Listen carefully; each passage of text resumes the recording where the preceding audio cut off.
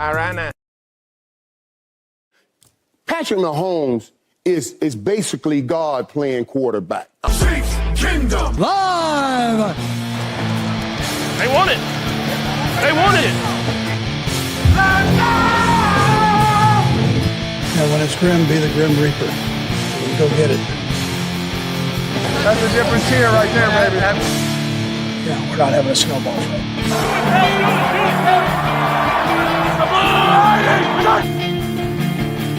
He'll get handled when he gets handled.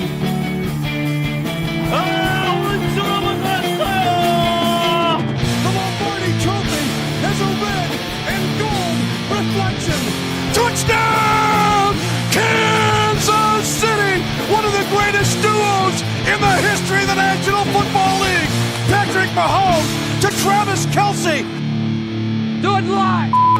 Let's go! You gotta fight for your right to party!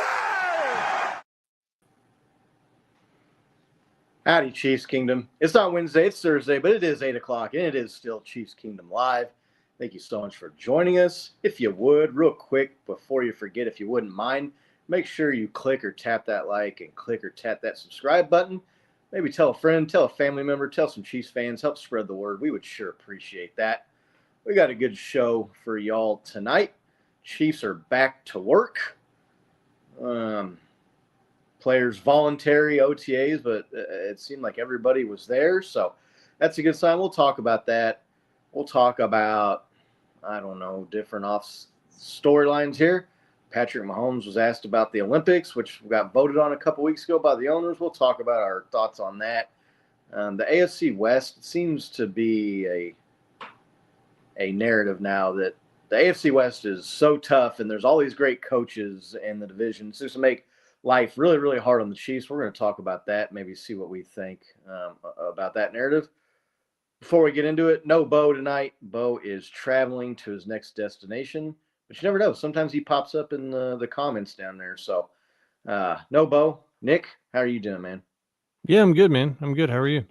I'm doing real well. It's looking like summer's going to be here maybe this weekend, getting some heat after the nice, cool spring we've had. So Chiefs are back to work. I'm doing real well. Chiefs are at OTAs. They started this week. Chiefs are out there practicing. Nick, how excited are you to see the boys back out there and seeing some highlights? Now, it's very, very minimal, right, activity. But the gang's out there. What are you seeing? Are you seeing anything online or any videos or anything about OTAs? Yeah, I mean, I watched like the press conferences that they did today, and it just kind of like started to feel like football a little bit, right? Like you got Coach out there and he's talking about what the guys are doing. You got, Patrick, talking about where he's at, and Worthy talking about, coming into year 2, and it was good, man. It was just kind of started to get that little taste of feeling like football season. I haven't got to watch a lot of the highlights and whatnot, but highlights from training, just are not, practice just aren't quite the same as real highlights or, something from a game. But it was good to kind of see them all back together and hear them talking. I noticed, Patrick was wearing a hat today. He, not donning the new do in that press conference, but it was good, man. What do you think? Yeah, no. When you see all the guys out there together, I think that's a good thing. I'm kind of over the Super Bowl loss now, right? Yeah, and had some time, and we've had the draft, and Chiefs are practicing. The thing that stands out to me is all the veterans are there, right? Travis Kelce, Patrick Mahomes, Chris Jones. It's quote unquote voluntary, but those guys are setting a good example by showing up and being there, and they're the big three, right? They're the veterans, they're the leaders in the locker room. How important is it, or what do you think it says about those guys in particular, Nick, that they are at the voluntary stuff? When you see these other teams voluntary stuff and you see guys holding out for pay, or you see veteran guys who are getting up in years just taking the time off and not showing up. Yeah, look, if Patrick Mahomes is there during the voluntary stuff, like, you better fucking be there. You know what I mean? You better be there.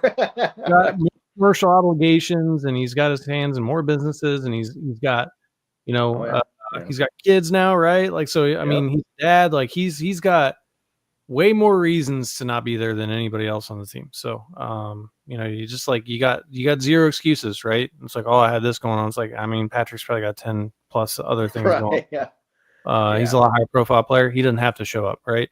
But he does. He sets the example, and so it's good, man. I think it's the right thing. I think we all remember kind of earlier pre dynasty times where it was like, hey, Justin Houston, like he's not at he's not at voluntary OTAs, and Andy Reid just getting pissed and he's like, well, it's voluntary. It's like, I mean, you could tell he wasn't happy that he's there, right? It's like, I mean, he gave the Fight Club. You decide your own level of input, of involvement, right? Andy Reid kind of, I don't know if it's a famous answer, but it was going around the social medias and the KC sports media at the time. He goes, look, like, we're just going to talk about the guys that are here. And if we're not going to talk about guys that aren't here, then we won't do these extra interviews, and we'll just do this one thing. Like, you could tell he's irritated that there were some guys and some stuff that weren't there. So, yeah, man, leadership on display from, I guess you call those the big three on the Chiefs, right? I mean, for sure. Anybody else in that stratosphere, that level of Chiefs on the team right now that you can think of that maybe you'd put in that group with a Patrick Mahomes and Travis Kelce and a Chris Jones? I mean, not necessarily. No. Yeah. I mean, there's people that are household names on the team. Right. I think that due to the Super Bowls and the primetime games, I mean, there's people that know who Karlaftis is, right? I mean, Worthy had an impact in the Super Bowl. But you're talking about those are like the three already, if they retired today in Canton, guys that are definitely on the team. And so I can't think of any. Yeah. Another thing I've noticed too from watching the videos. Yeah, we're here, Doug. We're here, Big Doug. Not going to get overly excited. Not going to get into this Justin Ross, Josh Gordon off-season hype videos where they're showing Tyquan Thornton, who's a receiver they brought in. He was a second-round pick for the Patriots a few years ago. He's come in here now, and it's like he caught 3 really long passes in practice today, and he was a star. I'm not falling for it again. Right. But it's looking like they're kind of reset back to where they were going into OTAs last year. Patrick said Rashee Rice is looking good. That was exciting. He's healthy. He looks fast. Patrick said he is looking really, really good. Hollywood Brown is back. Xavier Worthy is healthy.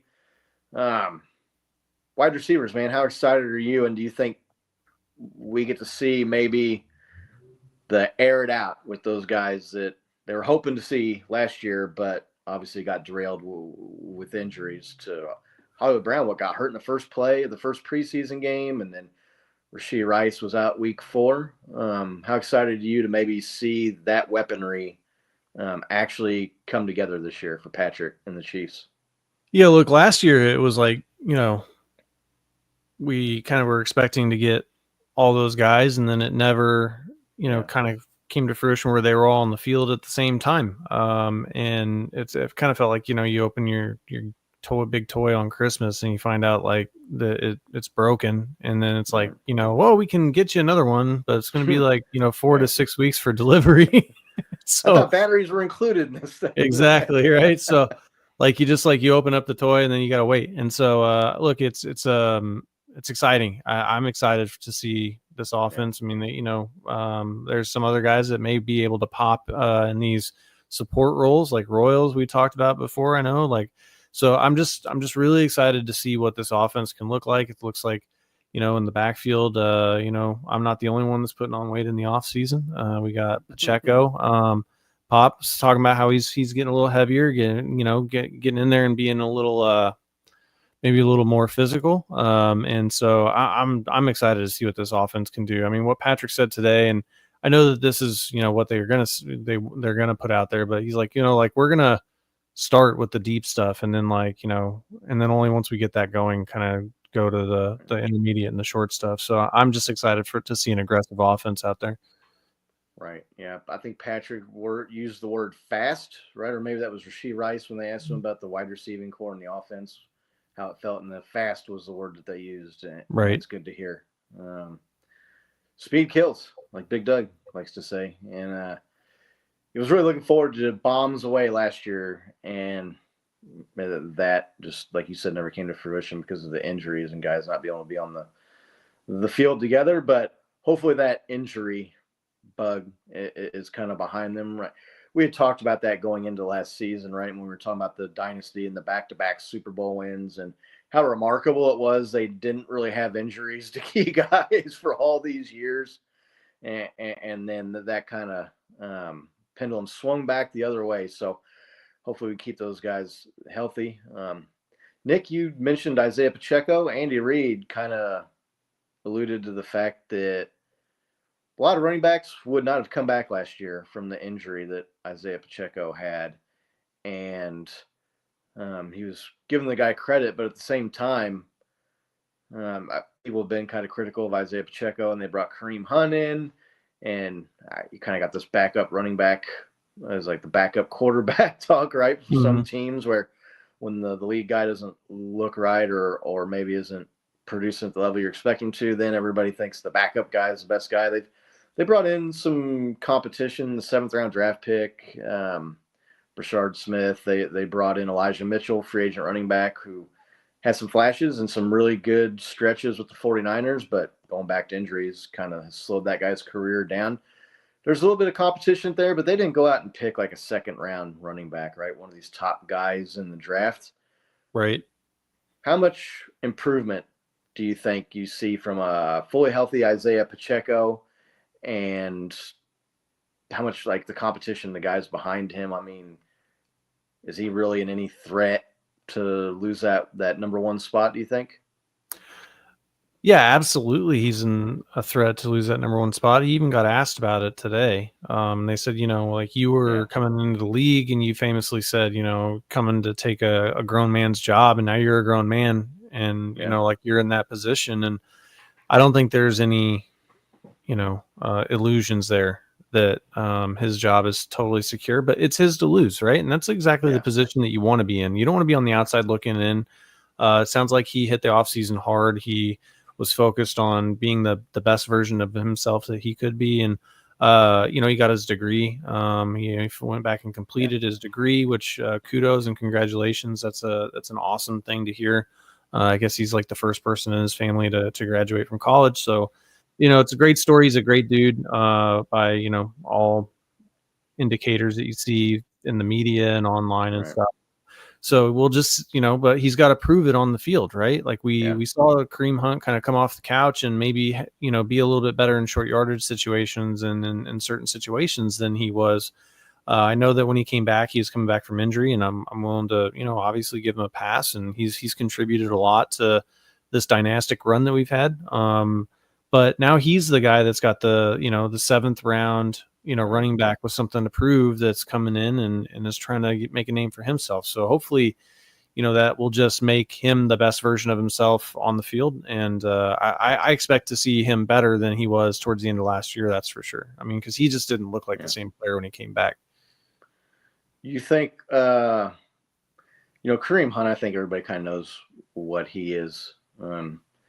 He's a guy that he's got a nose for the end zone. He's also shown that he's the guy that can get you that 1 or 2 yards in short yardage situations that, I mean, honestly, Isaiah Pacheco and the Chiefs offense has struggled in the last couple of years. I mean, that's no secret, and that's not a slight necessarily on him, but he kind of came and took that role. But we all know what he is. You saw when he would get in the open field or get past that first level of the defense, he did not have the burst or the speed to break away from the defense. So how much of a threat do you think the 7th round pick and Brashard Smith and the free agent Elijah Mitchell? I mean, how much of a threat are those guys? I mean, is that a big threat? Is it a small threat? I mean, Isaiah Pacheco, where do you think those guys fit in, and how much of a chance, or if a chance at all, do you give any of those guys maybe coming in and taking that spot? I think it's a small chance, right, that they're going to take over that starting position. And if you look at it cumulatively, like just from like a math perspective, like what do you think the odds are of a 7th round pick unseating the starting running back like in their first season. I think it's probably not that good. For it to happen twice in a row is even probably, like less likely to happen. Yeah. Selfishly, if it means that like that, that it was like a really good running back with vision and breakaway speed, like I would like to see that on the field. I would like to, see some of that pressure come off of the passing offense, right? And Patrick, where I just think when a defense has to game plan for the running game, like it just makes them a little bit tighter, right? It just opens up more things that you can do.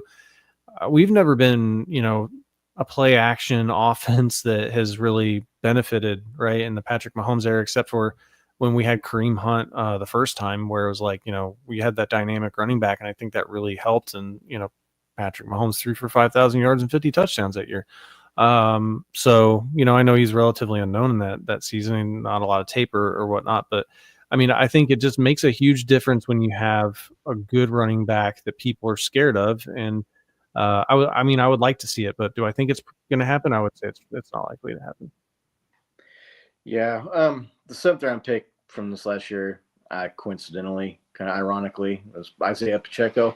Was famously a 7th round pick, and he came in and took the guy's job. So, but he's a guy that was a wide receiver, converted to running back his last year at SMU. I know a lot of people say that he has a ton of upside because he's new to the position. I don't know if that gives you a lot of upside, right? As a guy who is more experienced in that role. Mm-hmm. I guess it just depends on how you want to look at that. But I think Elijah Mitchell poses a fairly significant threat to take that number 1 running back spot. If he can stay healthy, man, that's the key. And there's been guys that have had injury issues and then overcome that and then were healthy, like Saquon Barkley, right? He was a guy that had injury issues early in his career and then has kind of broke back out this last year or two. The nature and the beating that those guys take at the running back position maybe makes it a little bit less likely that a guy gets over being injury prone. But if you go watch his highlights and his early career before the injuries at the 49ers, he was an electric running back, man. That guy was a home run hitter. He had vision. He had elusiveness. He had speed to run away from the defense. So I don't know that Isaiah Pacheco should be like losing sleep over it. But at the same time, I definitely think Isaiah Pacheco should be motivated. I think for sure. I think that's a guy that could come in and maybe bring something that he hasn't. Again, guy came back from injury last year. He was Isaiah Pacheco rushed for 900 yards, right? And it was his second year. So, was he only over 1,000 yards with receiving? Yeah, rushing and receiving. Yeah.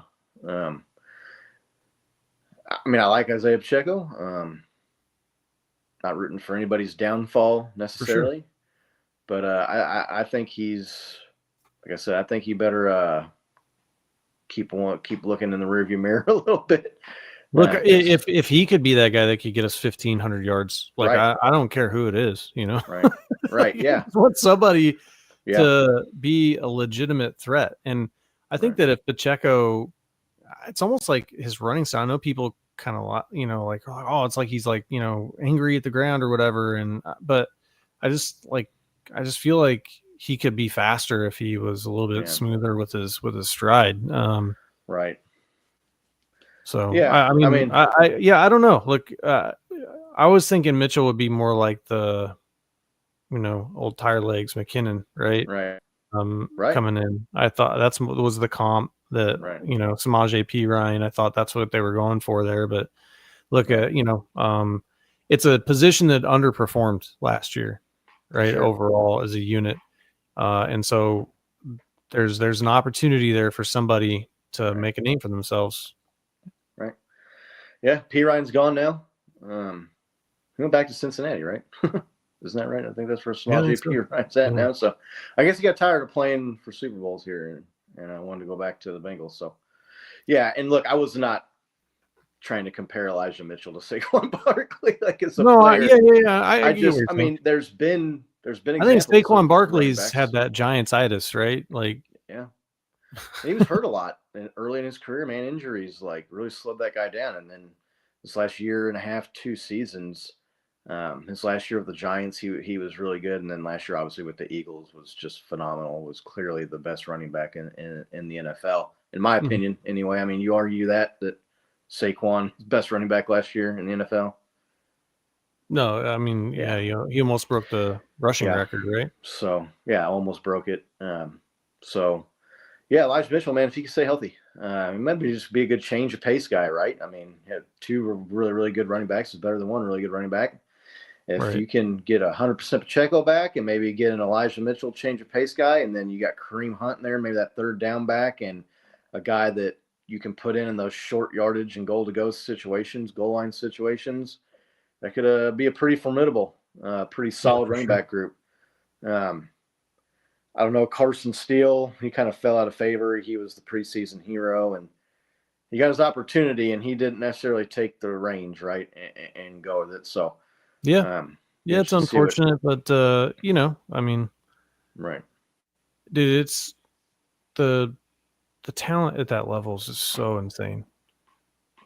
Yeah, no, absolutely. So, yeah, and the fumbles didn't help him, right? That was exactly what got him out of favor there. And you got to hold on to the ball, man. Like, especially if you're an undrafted free agent guy. If you're a first or second round pick and you got a little bit of the fumbleitis early on, they're going to stick with you a little bit longer than if you're a guy that kind of came in as a long shot to make the team, undrafted free agent, and then you make the team. They give you the ball, you got to hold on to it. So, right, exciting, man. It's exciting to see those guys back out there on the practice field. And year 9 for Patrick Mahomes, man. Like, where does the time go? That's wild. We put on Chiefs Kingdom Live on the X thing. It was like, we remember after his first year, right? And he obviously had as a starter, the 50 touchdowns, 5,000 yards passing, took us to the brink of the Super Bowl, was a D Ford offsides away, right? Basically from going to the Super Bowl that first year as a starter. I just remember when that season ended thinking like, man, I got to wait how long to get to watch Patrick Mahomes play football again, because it just was so electric and exciting that first year. And then the season was over and you're like, bro, I got to wait like 6 months, 7 months to watch this dude play football again. Yeah. I mean, it was like appointment television that first year. Not that it hasn't been since then, but especially with how well he played in that first year starter and the numbers he put up, and 6 touchdown passing games, right? And had the Cheetah out there, and had Sammy Watkins and Honey Thunder and Kareem Hunt, just a badass offense. And that was 9 years ago, man. Can you believe it's been 9 years? No, I mean it just, it's crazy because that means that, because he didn't take back over as a starter until I'd already moved back from Colorado, right? So to me, it's like thinking that, like, not only has he been the starter that long and has he been with the team that long, but like I've also been back here that long, right? So it's like, I mean, almost a decade. And it's just, man, time just marches on when you get older. Like, it's fucking crazy. Right. Yeah, it's and like, I mean, what would you call this, like the midpoint of his career, or is it past midpoint? You know what I mean? Like, how long do you foresee him like playing overall?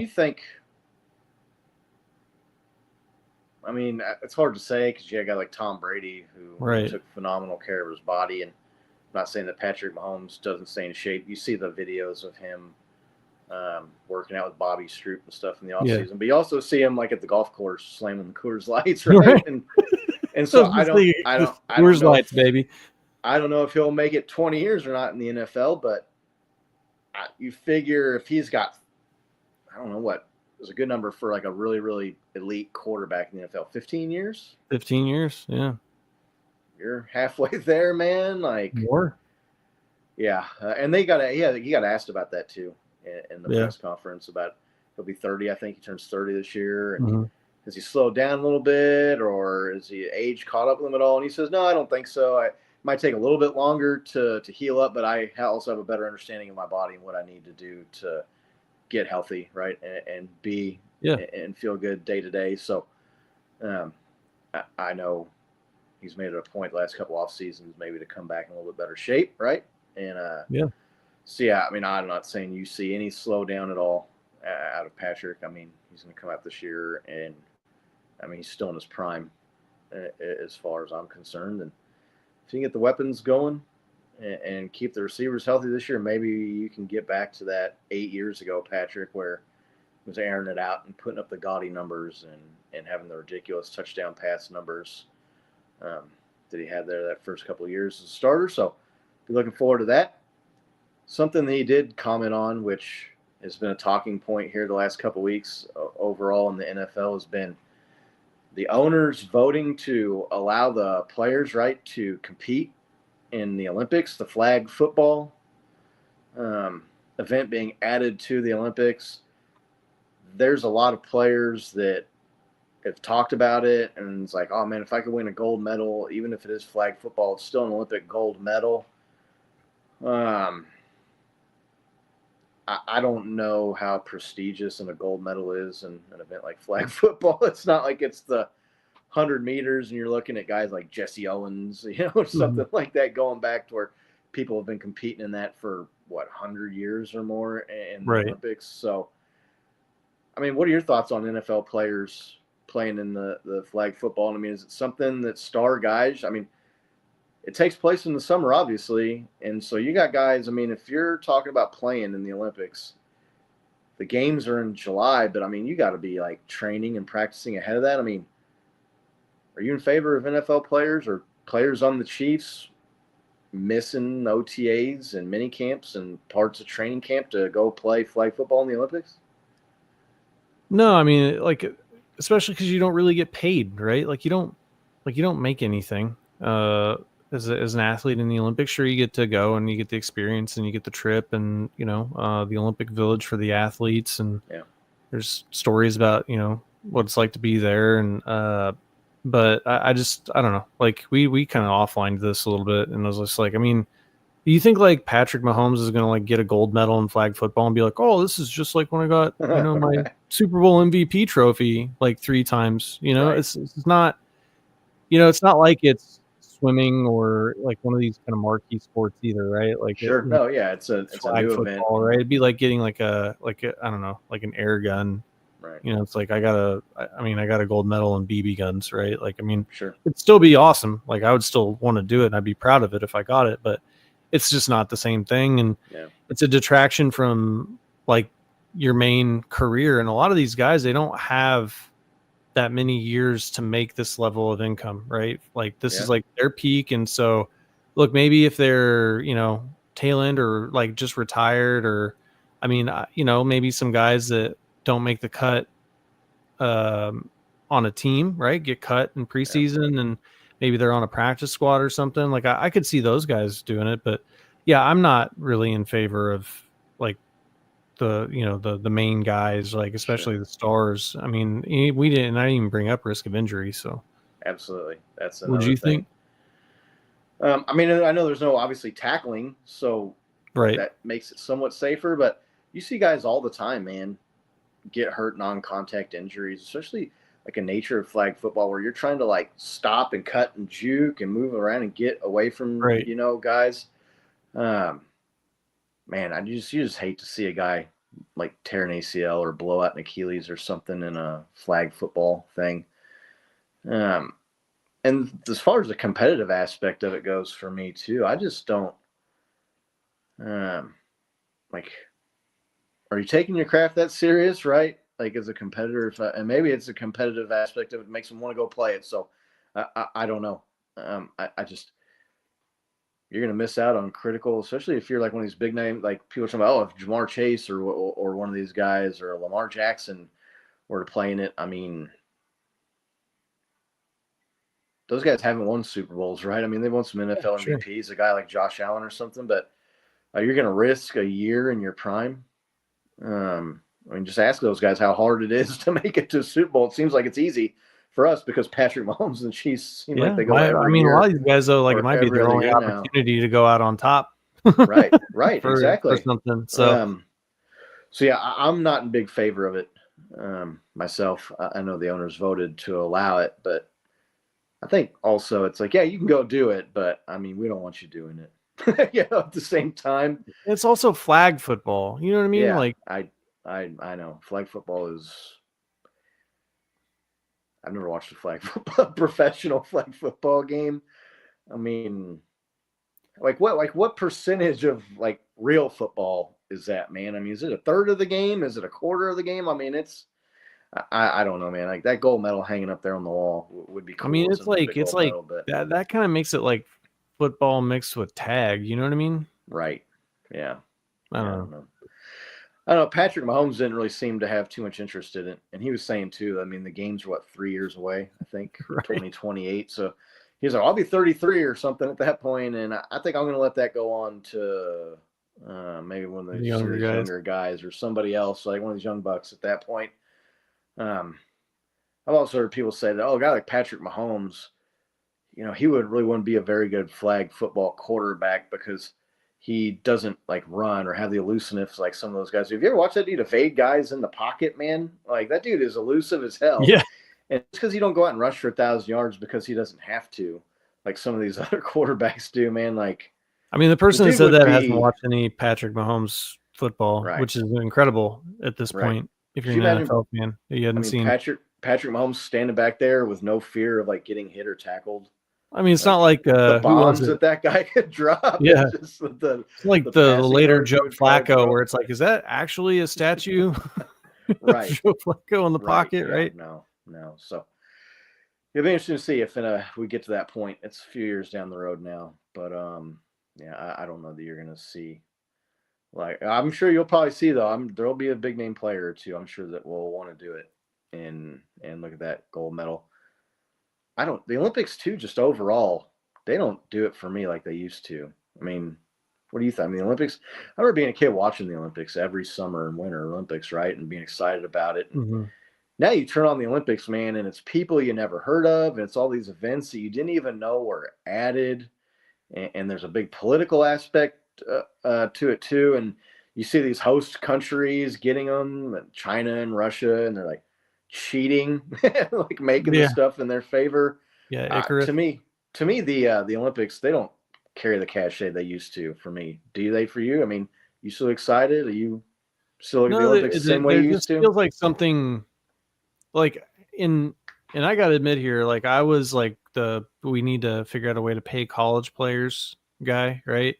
Yeah. But there is something about the college game that is gone now, I think. That we had before, and I feel the same way about the Olympics. I mean, they do allow, like, at least we allow our professionals to compete. They never used to allow the professionals to compete, right? So, like, hey, you're a professional football player, you especially can't something play. Like basketball. Yeah, basketball. That was the big one, right? Team, the dream team, right? Where it's like we're gonna get like all. And I understand you want to have your best guys go, but it was kind of like, that was kind of the cool thing was it was just like the people, right? That, just going and competing, and maybe it's guys that play in college or something. And I do agree. Like for me, and maybe it's just because I've gotten older too. There's maybe a function of that, but there's just not that sense of like, like I still take national pride and medal counts and stuff, but there's just a lot of weirdness that's gone on, and like it just doesn't. It seems like there's like the purity of what it's about has kind of been circumvented for, financial gain and other, other national reasons. Right. I mean, the Sochi Olympics coming out and being like, oh yeah, no, like they're all literally all of them were doped up. And it just, I don't know, man, it just kind of ruined the integrity of it for me. Yeah. To me too, a lot of these people that are clamoring for NFL players to be allowed or for them to play in the Olympics and go get an Olympic gold medal. They're the same ones that like bitch about how lame the Pro Bowl is. And to me, I mean, you're looking at right. The Pro Bowl, except with less good players from other countries that don't play like professional football. You know what I mean? So, yeah, I don't know. I mean, with the Olympics. Conversely, if it was like Patrick Mahomes and, Tyreek Hill going up against some regular dude from Kazakhstan, that might be kind of fun to watch. No offense to our viewers in Kazakhstan, but yeah. That was just like the first country that came to my mind, right? Like I know, I'm just joking. An Italian plumber, right? It's like Mario out there just yeah. Man, owned. Losing fans in Italy and Kazakhstan. I know, yeah. Some show tonight. Yeah, I mean, I don't know. If Patrick Mahomes was in the Olympics, I mean, I would probably watch it.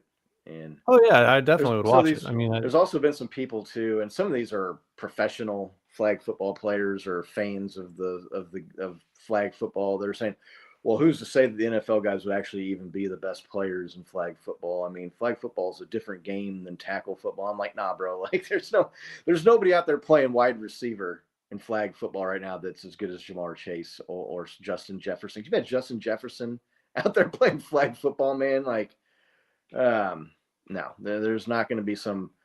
I tell you what, you saddle up for one game, the best of the NFL guys, and then the best of the professional flag football players for one game, and see how that goes. The worst NFL player is going to be better than the best flag football player. Kind of like college, right? I mean, a lot of times you said like the best guy on a lot of college teams, even if they make it to the NFL, they're like one of the bottom tier players. They're like a replacement player guy that no one even knows of in the NFL, but all through growing up, all through high school and college, they were probably one of the best, if not the best player on their team. There's not going to be any flag football players that are going to be out there burning or roasting or locking down NFL players at the Olympics. So it's a ways off. We'll see, man. I mean, there's obviously going to be some NFL players that do it, though, right? That argument where it's like, oh, well, you know, he's the best flag football player, you know, like may have different talents or whatever. That reminded me of like Dan Orlovsky being like Patrick Mahomes is the best football player in the league, but like Joe Burrow is the best quarterback. Do you remember that dumb argument? Yeah, it's like, no, it doesn't work like that, dude. Yeah, no, that's someone trying to. You're just reaching there, being like, oh, well, you know, just because you're good in the NFL, it's like, I mean, if those guys were good enough to play in the NFL, they'd be in the NFL. They wouldn't be playing flag football. You know what I mean? Like, it's just dumb. Yeah. There's nobody in the flag league turning down an NFL contract to go play in the National Football League. So, another kind of off-season topic that's kind of got legs here, and it kind of does every year, but even seems like more so this year with the Broncos and the Chargers making the playoffs last year, and I don't know, fairly unfairly, the Chiefs kind of have been criticized, or maybe criticized is not the right word to use, but they were kind of lumped in with like the Patriots, right? And they've won 9 straight divisions, but the AFC West was garbage in those years. And we did the same thing with the Patriots. And even like currently with some teams like the Bills to some extent, right? They don't have much competition in their division, but it seems like people are just like, it's a lock, right? That the AFC West is going to be so tough now this year. And the Chargers and the Broncos both made the playoffs last year. And you look at their wins, and between the two teams, they had like 3 or 4 How'd they do in the postseason last year? They had like 3 or 4 wins against winning teams last year. 2 of those were the Chargers beating the Broncos, and then one of them was the Broncos beating the Week 18 version of the Chiefs. Like, those teams are like due for regression, in my opinion, right? I mean, AFC West, is it going to be as tough as everybody says it is, do you think, or no? I mean, it's hard to say, right? Like, eventually, you know, the Chiefs are running up on that all-time record for the amount of times they've won their division in a row.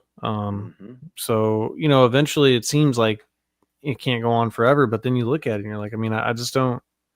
I mean, you think Bo Nix is going to win the division over Patrick Mahomes? You know, like, I mean, and then with the pressure on, right, like of winning a division finally, you know, like, do you see Justin Herbert not like, you know, just crumbling, right? Is he suddenly going to figure it out? I mean, he could.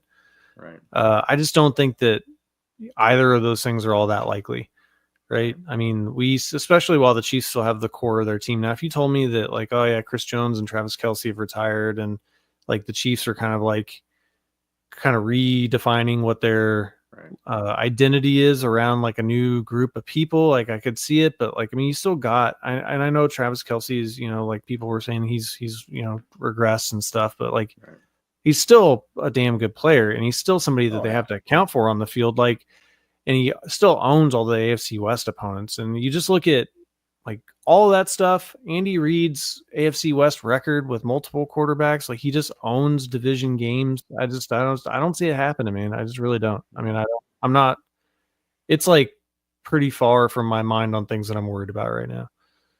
Yeah, and one of the things that really I feel like is feeding into this narrative that the AFC West is going to be so difficult and the Chiefs are really actually going to get tested, and they've kind of been a product. A lot of their success has been playing in a bad division. Well, part of the reason the division was bad is because Patrick Mahomes is like 36-4 against the division in his career. I want to say he has one loss on the road against the division. He's like 16-1 or something ridiculous number. Part of them sucking has been like guaranteed 2 L's to the Chiefs every year, right? But it's the head coaches now, and especially that talk has come up with Pete Carroll joining the Raiders.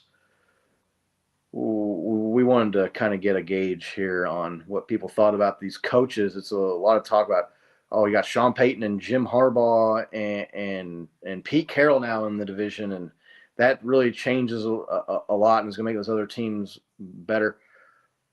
Put a poll out if you're not following us on X.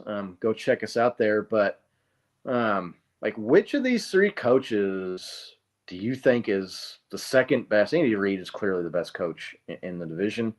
I feel like at least that tired talking point has gone away. Remember when it was what was the guy's name? And that just even goes to show how more ridiculous it was. I can't even think of his name. The Chargers coach, right? I mean, there's people saying, is he the best coach in the AFC West and all this absolute nonsense? And then he was run out of town on a rail after a couple of years and the team's sucking. Daly, was that his name? Brandon Daly. Seems like at least people have come to their senses now and at least say, okay, I mean, Andy Reid's clearly the best coach in the division, but you got these 3 guys here. I mean, they're accomplished coaches. Who do you think is the second best coach in the AFC West? You can see my selection here. I mean, I went with. I always forget that it has a little. Yeah, no, it's okay. I went with Pete Carroll. I mean, I think he's won a Super Bowl, and I think if you look at what people gave him a hard time about the offense that he ran with Russell Wilson, right? Yeah. But if you look at like what Russell Wilson was when he went to the Broncos, you know, I mean, he was really doing the best with what he had there, and was able to kind of, I don't know, sell some fool's gold to the Broncos there and like, it's like, yeah, no, I mean, there's really nothing there. I've been like working around this guy for years. He was good for a few years. He made some incredible plays, went to back-to-back Super Bowls, right? It was pretty close to winning back-to-back Super Bowls, but ultimately I think it's got to be Pete Carroll. I mean, then I would go with Jim Harbaugh. Harbaugh played in got his team to a Super Bowl. He's won a national championship.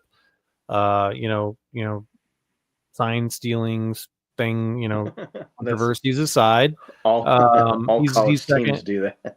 Yeah, no, I'm with you. And then Peyton, right? I think that Peyton was like the opposite of Pete Carroll there, where it's like, I mean, he was really like a product of the quarterback that he had, in my opinion. So, I think it's got to be Pete Carroll, but the best news for Chiefs fans there is like, he went to the Raiders, and they're just like a mess. Yeah. So took Geno Smith with him. Yeah, exactly. It's like, could we get like one of a rookie quarterback or like trade for somebody? It's like, yeah, no, let's trade for Geno Smith. I mean, I just don't think anybody's sitting there thinking that with a new head coach that the Geno Smith Raiders are going to contend right for the AFC West. I mean, given how they looked last year, so. I think Pete Carroll. Yeah, the Raiders brought in drafted Ashton Genty, which a lot of people think is the best running back in the draft. But I agree with you. I think it's Pete Carroll. It was really like surprising to me that Jim Harbaugh just like ran away with this poll. Yeah. If you're not following us on X on social medias, make sure you go follow us and you can vote in the polls. We would like to do at least one a week here. Pete Carroll, I looked him up. Like Sean Payton and Pete Carroll, they both have the exact same number of wins. They have like 120 wins or 170 wins, something like that in the NFL. Sean Payton has a slightly higher win percentage because he has a few less losses than Pete Carroll, so they haven't coached in the exact same number of games. But, I mean, Jim Harbaugh doesn't have a Super Bowl. He did coach his team to a Super Bowl, the 49ers, that one year. But, I mean, you look at his wins, and he's like 100 wins behind the rest of these guys. I mean, I know you mentioned the national championship in college. I don't know how much like that brings to his NFL coaching resume, if that makes sense. But, I mean, to me, like, he's third. Like, Right. I put Pete Carroll and Sean Payton ahead of both those guys. And I put Pete Carroll I give him the edge over Sean Payton, kind of the same reasoning you did. Russell Wilson was a really good player, but, I mean, he got to multiple Super Bowls with Russell Wilson, was maybe not handing the ball to Marshawn Lynch at the goal line away from winning 2 Super Bowls with Russell Wilson. And then when Wilson left, like, they were competitive with Geno Smith the last few years, and Geno Smith was like leading the NFL in some things. So I feel like Pete Carroll's like sustained success with less than Sean Payton does. I mean, to me, Sean Payton underperformed with Drew Brees. Man, Drew Brees, Russell Wilson's going to be a Hall of Fame quarterback, right? I mean, so it's not like Pete Carroll got to 2 Super Bowls with nothing at quarterback, but I don't think there's anybody that would rank Russell Wilson ahead of Drew Brees in like the NFL annals. Would you? I mean, I don't think so. I don't know. Drew Brees is a lot better player than Russell Wilson. And Sean Payton only got to 1 Super Bowl with the guy, and he cashed in. He won it. So, but yeah, to have Jim Harbaugh, a guy who does not have the track record, doesn't have the Super Bowl ring that the other 2 guys have, to be out in front. He's out in front by a bunch. Get this poll is kind of strange to me. Maybe it's the weird name. to me that Pete Carroll's the lowest, right? Right. Yeah. No, exactly. And maybe that just has to do with like name recognition, name brand or something. Maybe he doesn't have the pizzazz or whatever with his name.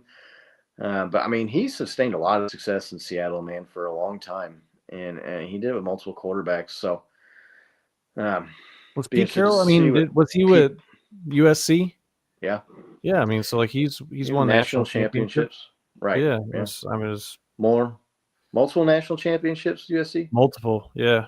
Now they, they kind of came out that there was some things that happened there, but got the nickname Cheat Carroll, right? I think that all of the top programs were kind of in that same boat there. I mean, it's kind of like the cyclists, right? Where it's like, Lance Armstrong was doping. It's like, yeah, well, like, so were like the other guys that finished like 1 through 15 in those races, you know what I mean? Yeah. So I just think that, like, he's basically got Harbaugh's resume, but better, Right. So I just don't understand it, but yeah.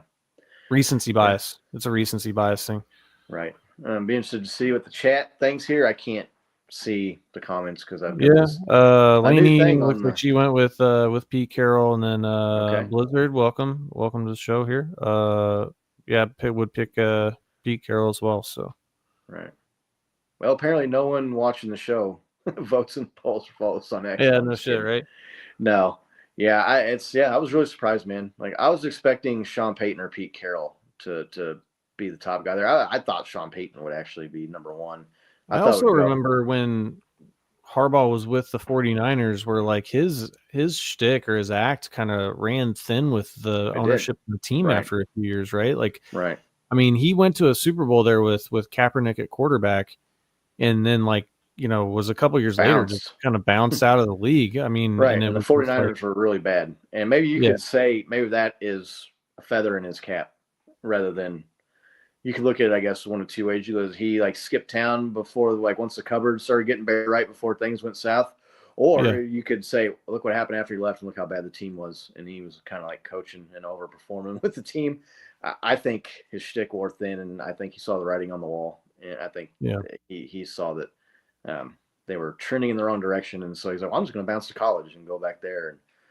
And Big Doug's picking Pete. So maybe we need to run the poll on the show from now on. But yeah, I'm definitely, I think you and I are in agreement there, right? Carroll, Payton, and then Harbaugh. Yeah, I agree. With that said, I mean, which team poses the biggest threat to the Chiefs in the AFC West this year? The Raiders, the Chargers, or the Broncos? Yeah, I mean, I think it's still the off-season champs, which is the Chargers. I just think that they've got the most tenured quarterback. They've got the kind of the leadership and the team that's been there, together now a couple of years. So I think that they're the team that is most likely, to contend. They seem to, play the Chiefs well. So did the Broncos, but I just feel like that's, the Chargers are the team that we're going to be, looking in the rearview mirror, and they're going to be the closest ones there. So, yeah. I'd probably agree. I think Justin Herbert's the best quarterback out of the other three. I say that now that I said I think they have the worst coach out of the other thing. Yeah, I think they have the least accomplished anyway. Maybe that's the best way to say it. Maybe not. It's a lot easier for a good quarterback to carry a coach, right? We've talked about this, and I know I've said it a lot on this show. I mean, it's 75% players, right, and 25% coaches. Maybe 70-30. Look, man, I don't care how good of a coach you are. If you don't have good players, you don't have a chance. I mean, they're the ones out there making the plays. You could put them in position, and Patrick Mahomes has definitely benefited a lot from having Andy Reid as his play caller and an offensive guru. But, I mean, does anybody think Patrick Mahomes would be some guy that would have busted out of the NFL like Mitchell Trubisky if he would have gone somewhere other than the Chiefs? I don't think so. Might not have 3 Super Bowl titles and 3 Super Bowl MVPs and gone to 8 straight AFC championship games, whatever a ridiculous number is. But so, yeah, I always give more of the credit and more of the blame to the players than I do coaches. We swept the Raiders last year, right? Yeah. No, they did beat us Christmas the year before. Yeah, it was the year before that we split with them, that they took us down there and had their Super Bowl. To me, that was so ironic and just such a funny get back to them that they were smoking cigars and all that crap in our locker room, and then we won the Super Bowl. We're smoking cigars and popping champagne in their locker room. John Elway bringing the trophy. John Elway bringing the trophy. But I mean, in particular, the Raiders, they beat us that Christmas game. That was the last loss of the year, right? I mean, Chiefs won out from that point forward. They'd never played a postseason. Game in their new stadium, right? Right. And it's well, we won a Super Bowl there. It was pretty nice. Right. I just watching them smoke cigars and go on Instagram Live and celebrating in our locker room after that game. And then 2 months later, month and a half later, being in their locker room, smoking cigars and drinking champagne because is that also they won the Super Bowl. It was the so coach funny that they had last year hired. What's that? Was that also the game that kind of got that coach hired though? Okay, they had an interim coach, maybe. Right? Because they fired McDaniels, and then I'm trying to think he beat us, and I think that kind of was what sealed the deal. So we kind of owe a pretty awful last season to losing that game. I don't know if it was worth losing on Christmas, but right.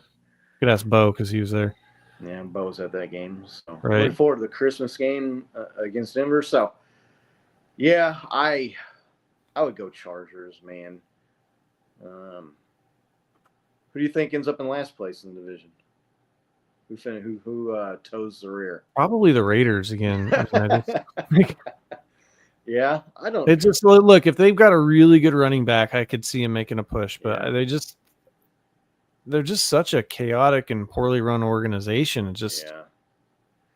I don't know, man. I don't know what to expect from them. I think Pete Carroll and maybe bringing Geno Smith in there. Not that makes them a huge threat to unseat the Chiefs, but I mean they've got the running back Ashton Jeanty out of Boise, who a lot of people thought would have been the Heisman any other year without this absolute freak of football nature,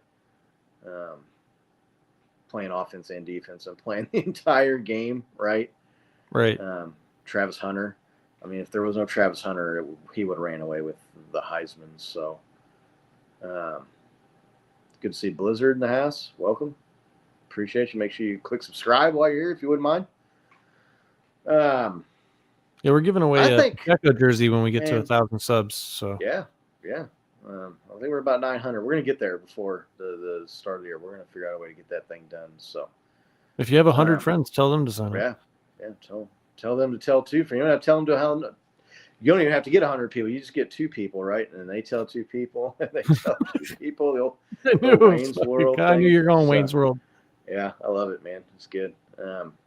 But I think I'm picking I think the Broncos are going to regress, man. They fattened up and won by the skin of their teeth to some games last year, and now their schedule is going to be a little bit harder.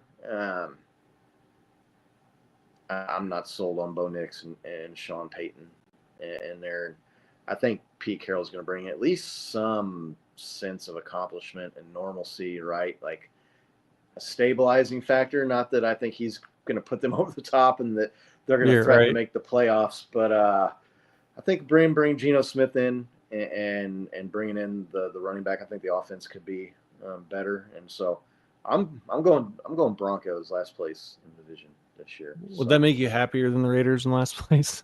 I think so at this point. I just can say it without laughing. I mean, I hate the Broncos. I mean, I hate the Raiders, obviously. Right.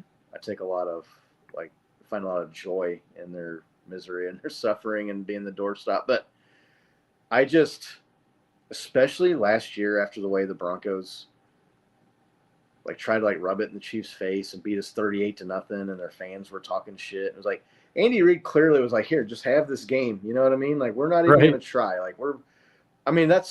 They basically forfeited without forfeiting. Like, you can't forfeit an NFL game, but the next closest thing to forfeiting is what the Chiefs did, and the Broncos they talk about having a guy from Kazakhstan, right, yeah, right, and so the Broncos, to me, I would find a lot of joy in them getting humbled and getting back to 4-13 or 5-12 or something, finishing last place in the division. I mean, look, after living there, it would not make me upset if they were last. Right. Because no, I get it, and Bo said it. He got some text messages after that game. It's like, I mean, could you imagine flexing like that after that game on a team? Yeah, it's like, oh, now you guys are 15-2. Okay. I don't. And I guarantee you, when they play the Broncos next year, Andy Reid and Patrick Mahomes and Travis Kelce and Chris Jones and company, they're not forgotten. No, they haven't forgotten. And when you basically forfeit a game, right? Yeah, when you forfeit a game like that, and then a team pours it on you, yeah, it's like, okay, right, all right, it'll get handled when it gets handled. Yeah, all right. I would love, man, if I was a Chiefs media member, if I had credentials and I was going to these press conferences, I would have asked them that question. Just to see if you get that soundbite again? I would be like, hey, man, Broncos, poured it on you last year, and there's a lot of people talking about – there's people that are picking the Broncos to win the division this year. Right. It's insane as that sounds, but, I would love to get Patrick Mahomes or Andy Reid or one of those guys, or even just, in an off-the-record conversation. I guarantee you they didn't fucking take kindly to the Broncos running up the score in a game that they basically gave them so that they could make the playoffs too. I remember after that game, I remember thinking, it would have been dumb to do so, but I remember thinking man, we should have played our starters and beat their ass so they couldn't make the playoffs. After the way they did us dirty like that and stomped on our backups, that pissed me off after that game. I remember thinking, if it pissed me off, you don't have to piss off Patrick and the other guys. So you realize you have to play us again at full strength next year, right? They won't be holding anything back. I know Andy Reid famously doesn't like to run the score up on people too, right? I mean, right. He's been a guy that will call the dogs off and doesn't want to embarrass other coaches or other teams, and he always goes out of his way to say what a challenge it is to play any NFL team, and then for them to just do what they did. He also beat the Raiders by almost 40 points when they did a meeting on our logo and we're jumping up and down on it. Right.